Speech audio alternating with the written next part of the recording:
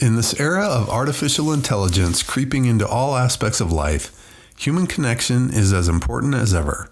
You will love this conversation with Robin Nathaniel about how he's taken his experiences of trauma, loss, music, sports, and education to go on a crusade to help others connect, create, and collaborate. On this episode of Making Our World Better.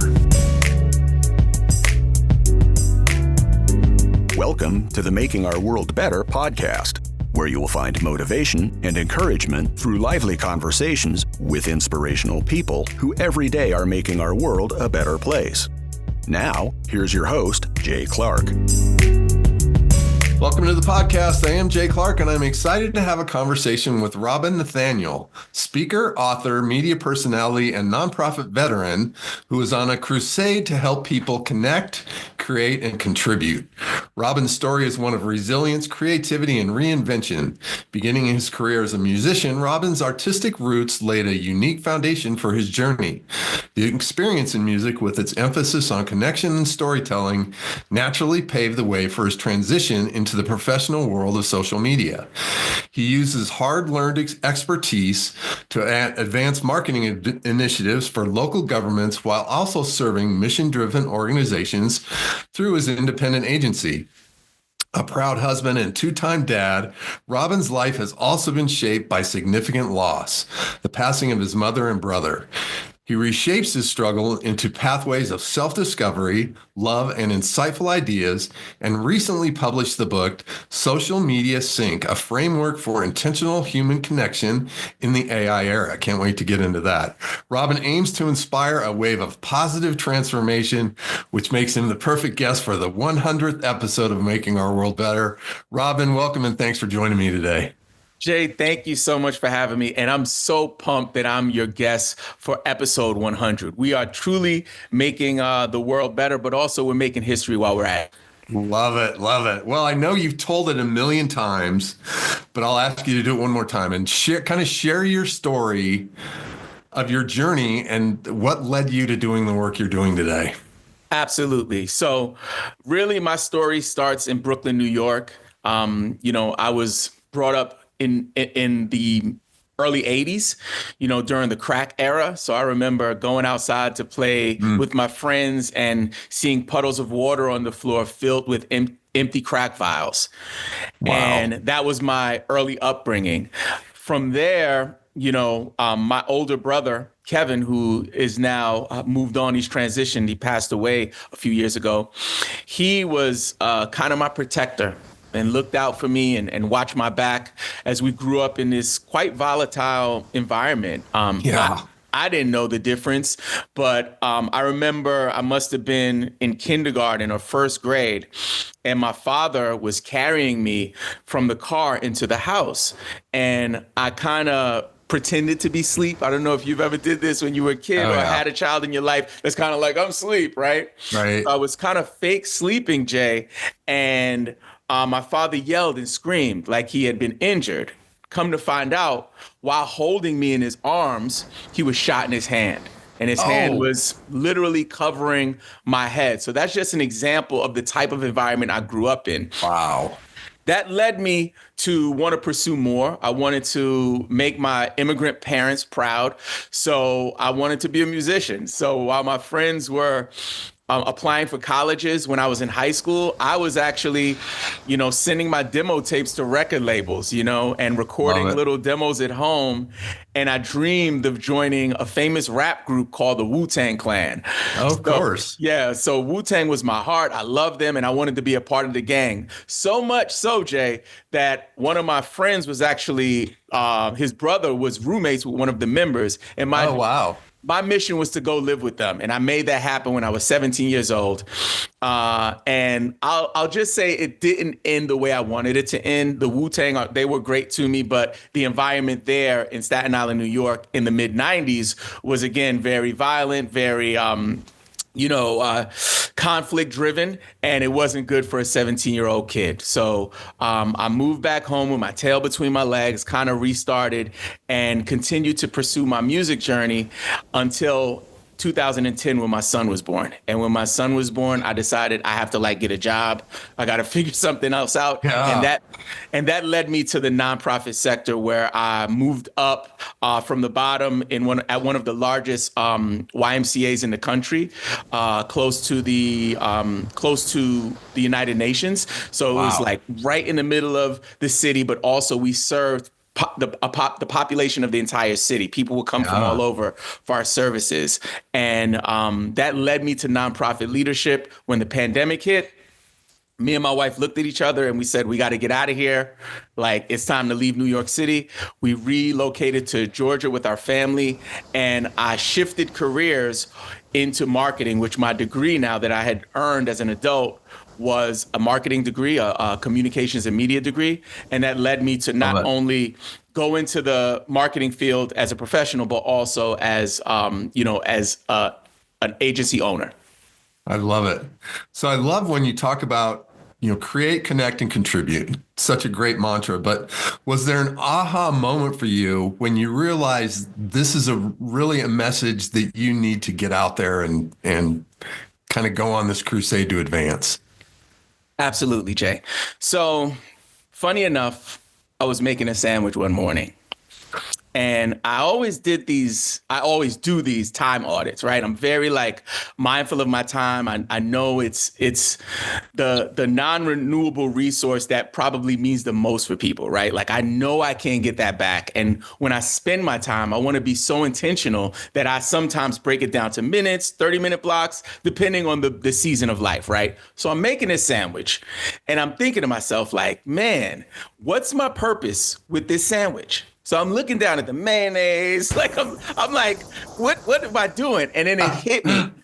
I said, I'm creating.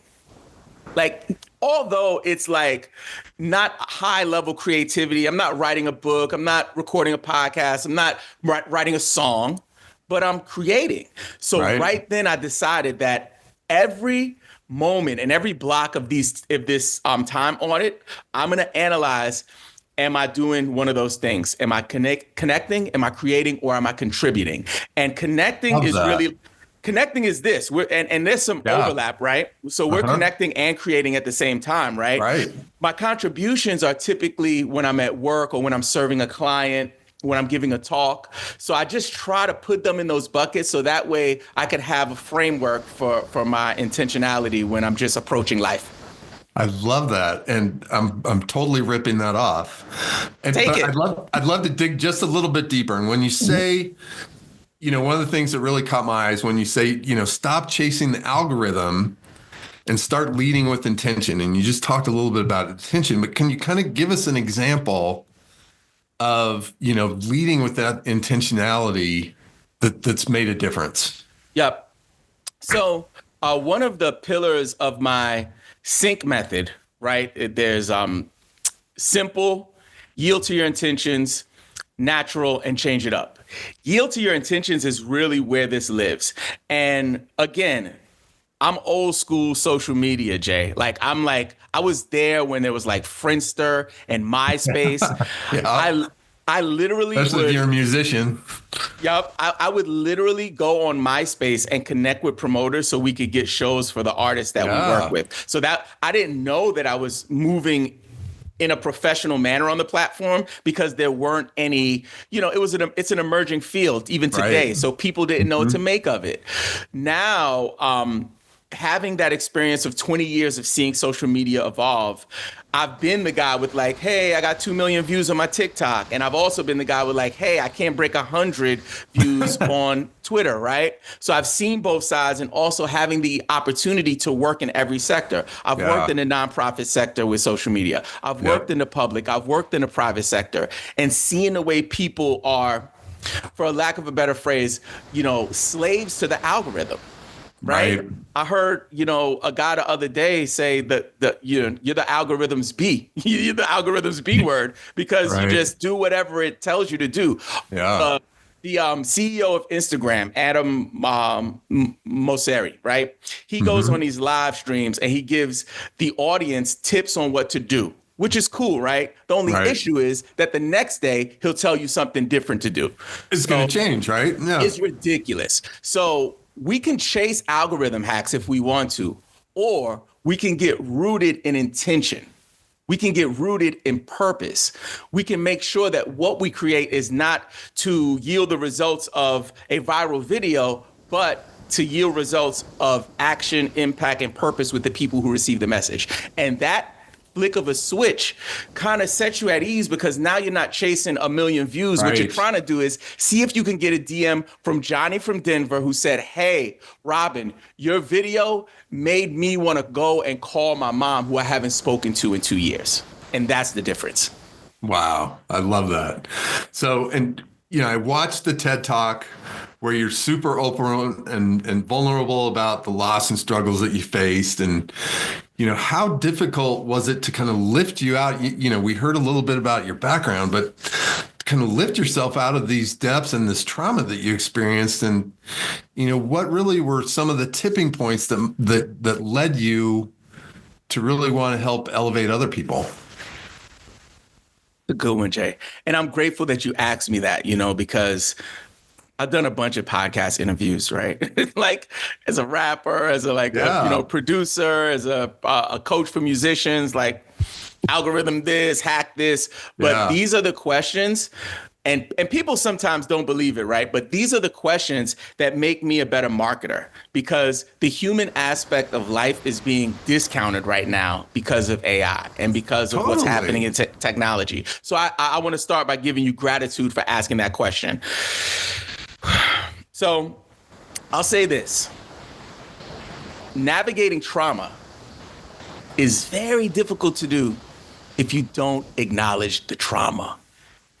And for most of my adult life, Amen. I didn't even understand what trauma was. Right. I didn't understand the difference between physical, emotional, even physical. If I got hit on my elbow playing basketball, I just got hit. It wasn't blunt trauma to my elbow. Even if I could keep pushing, the elbow's still a little sore, right? Yep. And when it comes to matters of the heart, when it comes to emotion, when it comes to even spirituality and spiritual connection, I think that level of trauma needs to be identified. So really, it took my wife coming into my life. This is way after my mother passed away. This is probably 15, 20 years after my mom had already passed away. My wife, God bless her heart, came into my life, and we introduced some of these concepts and ideas and unpacking it, where I casually brush off like, I lost my mom in 1995, my senior year of high school, like what? Yeah, what? Wait a second. Yeah. And she made me kind of unpack it, which eventually led to me seeking therapy years into our marriage, not the first year. This was probably 5 or 6 years into our marriage. I finally, as an adult in his 40s, the first time sat down with a counselor, because in the Black community especially, Jay, there's a negative taboo, kind of connotation around mental health. And right. I'm strong. I don't need it. Right. It's like, this. Nah, like more than that too, Jay. It's like, you crazy, you crazy. Like you go to a shrink, like you sit down and tell people your business, so there was this negative connotation that was kind of ingrained in me anyway. Right. And now, because of this, honestly, the creative side of like writing this book and giving my talk, now I've kind of unlocked it where I can kind of heal. I'm still a work in progress. Yeah. So I like, how did I get through? I'm still getting through, Jay. But one thing I'll say before we leave this point, I have a 15-year-old son, and he's an athlete, right? And one thing that I'm trying to teach him is that the same way he goes for his physical, to get his body right, we also have to keep our mind right. And that goes with our emotional Great health. advice. So I think it's also for me, my legacy with my children, and make sure that everything that I've gone through, they don't have to experience. But if they do, they know that there's support, tools, and help out there for them. I love it. So, when we talk about artificial intelligence, I'm a dinosaur, and it still feels very much like a kind of a wild frontier. So, how do you think organizations, especially nonprofits, can use it to build better human connections and not get left behind in all this? That's a good one. So every nonprofit is a little different, right? But I would say that there are obviously tiers. Most of the nonprofits that I work with have, a couple of $1 million of annual budget. I've worked for a nonprofit that had double-digit millions annual budget, but I also know folks who are just doing it one person operation with a mission and a cause.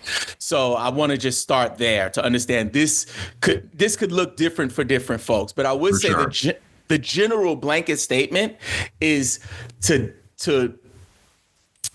not put on blinders to it right now. I would open my eyes and at least tap in, even if that means connecting with people who have a little more experience with it. So that way, as this thing develops, you don't get left behind because it's not going anywhere. That's one thing I would say. We had people, there's a famous clip, Jay. I believe I want to say it was on the Today Show with like Jane Pauley and Brian Gumbel, right? And someone was a guest on the show and they were talking about the internet. And they were like, what? Yeah, this whole internet thing. What's that like? That A with a circle around it. Like, what is that, right? Yeah. And that's kind of where we are with AI right now, where folks are like, what is that? Great analogy. That silly thing the kids are playing with, right? However, just like the internet, it'll be here to stay. Very similar to when social media came along. People were like, what? You can talk to people in France? I don't get it, right? How does that work? Like Skype, Zoom, and all of these new technologies that came along. So that's the big general blanket statement is don't ignore it. Find people who have some kind of knowledge and don't get overwhelmed. It's okay to play around with one tool and just test it out. But if your organization is larger, I would start thinking about adding a line in your marketing budget for AI because it's coming and it ain't going nowhere. Yeah. And, where have you seen it used really effectively? Ads. I think ads is where at least in my work, that's where I see it come to play. For my folks who are active on Meta's platforms for advertisement, Meta's changing every day, Jay. Like I'm in there every day and I'll be with my team. I'll be like, hey, did you guys see this? Like they changed, the whole framework has changed. For example, recently there was this, and this is probably in the last year or two this came out, but it's called enhancements, right? So basically you can flip a switch on your Meta ads for Meta to actually go in and rewrite your copy for you to optimize the reach on the campaign. You could also enhance the image so they can brighten it, lower the tone.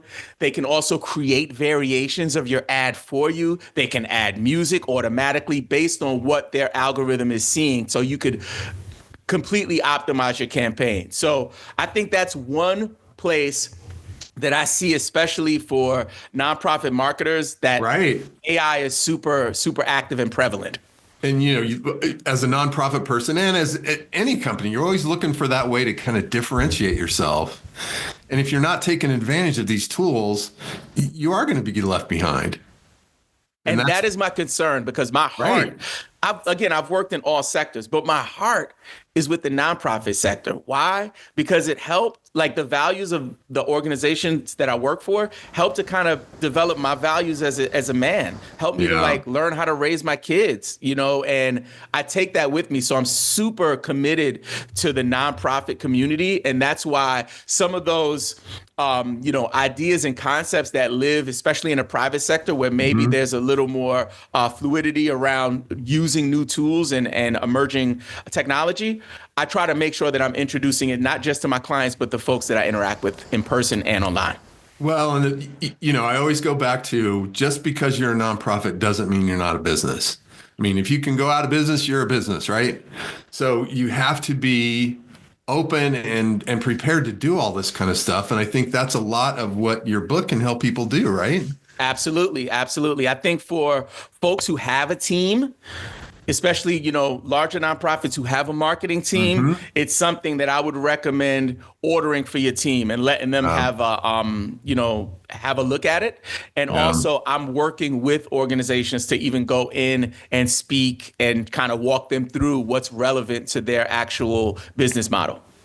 Yeah, and this might not be a fair question, but if you were going to sit across the table from a nonprofit leader who just felt a little overwhelmed by all this, and how do I differentiate myself? I mean, what would you be your advice? Yeah, that's a good one. So the first thing I would do is identify bandwidth. I think that's a conversation that doesn't happen, and that's why people get burned out. That's why people get overwhelmed, and ultimately, that's why people quit. I don't want to do social media. Like, we got 20 likes on it. It's not worth it. I don't want to do it. Right. So the first thing I would ask is bandwidth. Like, what's your bandwidth? Or is there someone in your organization or on your team that you can delegate this to? Maybe there's a marketing director that maybe we can be a little more intentional about their work and the percentage of work that they're focusing on social. So that's the first thing I would do. And once we identify who's going to do it and who has the bandwidth, we can kind of talk about what the objective is. I think, and this might sound harsh, I think that sometimes for folks who are not on social, they think the objective is just to be on social. Right. Being on social is not optimizing and leveraging social. So I think the first step in the conversation, once we identify the level of bandwidth that you or your organization can dedicate to this, is to figure out really why are we doing this? What's our why? What do we want to get out of this? And most people want awareness. They want advocates. They want donations. They want people to support Connections, potential, large donors to, whatever it is, or even 100%. partnerships, grants. They want to just get more awareness and reach around what the topic is. So Yeah. once we agree on that, then the next thing would be really just identifying who their target audience is, right? So who are the people that really support the organization? And you could do a simple survey. If you have a donor list, you can send an email out to your donor list with maybe a few questions that could kind of help you to build out a donor avatar, to figure out who's that person, where do they live? And then I would boil it down to that person. Oftentimes when we think about avatars and target audiences, people think about demographics like, 30 to 40 years old woman who, as opposed to Jill, 2 kids, loves basketball, hates baseball, donates because her kid plays, baseball at the Boys and Girls Club. And speaking to that avatar. Now, they could also have variations of that person, right? That's okay too. But I would say each piece of content should speak to that particular avatar. Once we identify who the person is, and what their values are, right? Because a lot of times demographics is the focus of identifying an ideal audience member, as opposed to the psychographics. Like, how do they feel? What do they love? What do they like? What do they hate? And then building content around that. Now, most people go into content like, let's go to Canva, let's create an image, let's throw some text up, content done. I would pay attention to where that ideal audience member spends their time.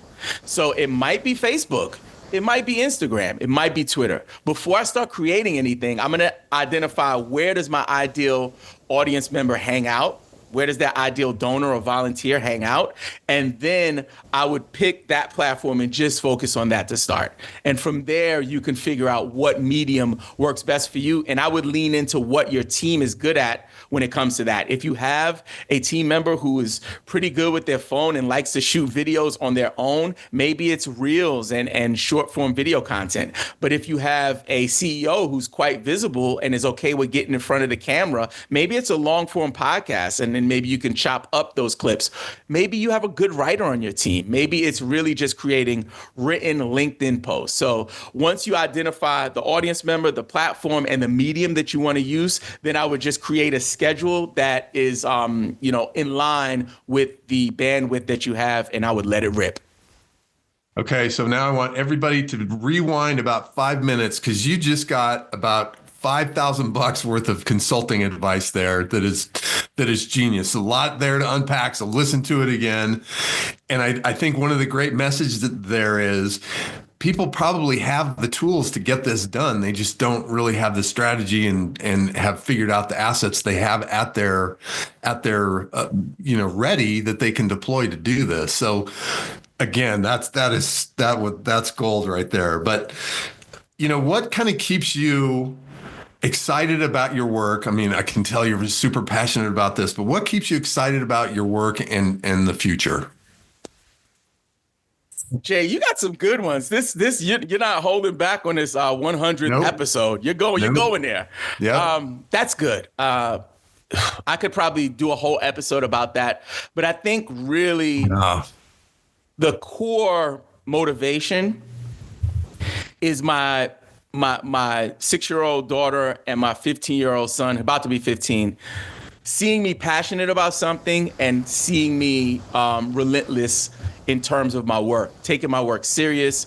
They see that I do this work 9 to 5 for an organization. They see that I have a business for clients, and they see that I'm also an independent entity as an author and as a speaker. So they see me super passionate about this thing. And that's all that I want for them, is to find something that they love, find something that they're passionately obsessed about, and to pour into it. But most importantly, on the other side of that work, that it positively impacts people. And that's my whole shtick, man. I don't want to do stuff that when people are done with it, they feel like it's the end. I want my messages and I want my content to impact people for generations to come. That's why this whole algorithm concept of creating something for today doesn't sit with me well anymore. It did at one point in my career, but it doesn't anymore. Right now, it's really about building something that will last for decades, not for days.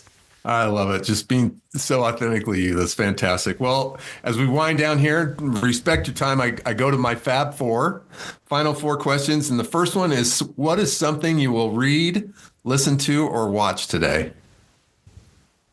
That's good. What am I going to... Content creator. This will be good. Yeah, that's a good one. That's a good one. So we got some NBA playoffs tonight. I'm a big time NBA fan. So I'm definitely going to be watching some pregame as we go into that. And then I'll probably watch some articles, I'll read some articles, I should say, to kind of prime myself on what the analysts are saying. And what was the other part of that question, Jay? That was it. Read, listen, or watch. Yeah. And then the next one would be can you point to somebody who's been a role model to you in the work you're doing? That's good. I want to be really mindful of this. A role model. I got one. So there's a creator by the name of Rise Hendricks. Rise Hendricks is a viral content creator. He has tons of millions of followers on TikTok, Instagram, YouTube. He's a comedian who also does rap. I know him through my rapping music days. And when I really got serious about social media as a business and as, my field of expertise, I reached out to him when he was well famous, right? And I was like, hey, it's been a while. Could you jump on a call with me? I just want to pick your brain. And he did that. Nice. And he gave me so many nuggets. And even when I was in school, Jay, I actually wrote a paper about his journey. He's my guy, but I'm also quite inspired by him. And he was texting with me yesterday because he just received a copy of my book. So I would say Rise Hendricks. That's awesome. Second part of that one, is there an organization out there that you really admire the work they're doing or want to give a shout out to? Yeah, there are a bunch. I try not to talk about my my day job just because it's quite sensitive, the work that we do. But they know who they are. They do great work. To name a company, I'm going to say the YMCA of Greater New York. Awesome. Again, hands down, the leadership there. Shout out to Lauren Barr, Lisa Garcia, Loretta Trippiani, Mel C, Anita Harvey. All of these leaders helped to mold me as a leader. And I'm grateful for the time that I had there. And I wouldn't be where I am in my career had I not had that 10 years of really nonprofit boot camp to learn from the best in the biggest city in the world, making some of the greatest impact on the planet. That's fantastic.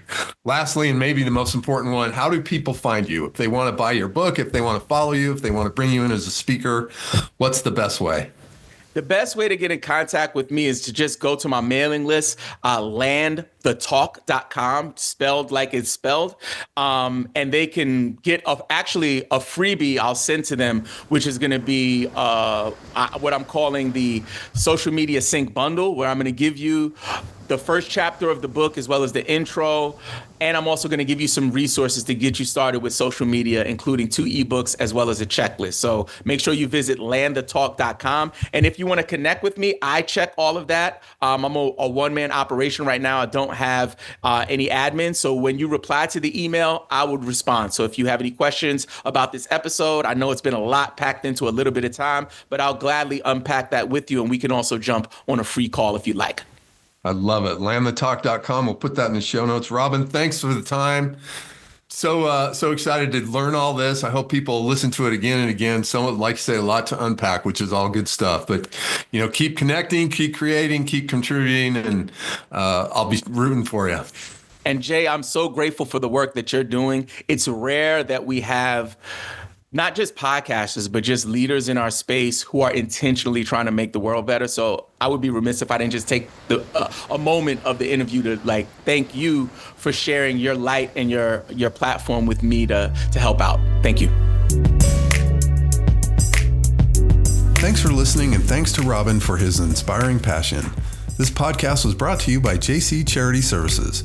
Positivity is the competitive advantage, and as a John Gordon Certified Power of Positive trainer, I'd love to work with you and your team to transform your mindset, leadership, and culture. You can find me at makingourworldbetter.com.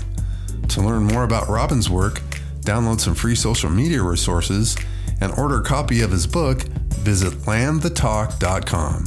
Check the show notes for links, and if you enjoyed this podcast, we'd be grateful if you'd share it with a friend. Until next time, I hope you're inspired to find a way to make our world better.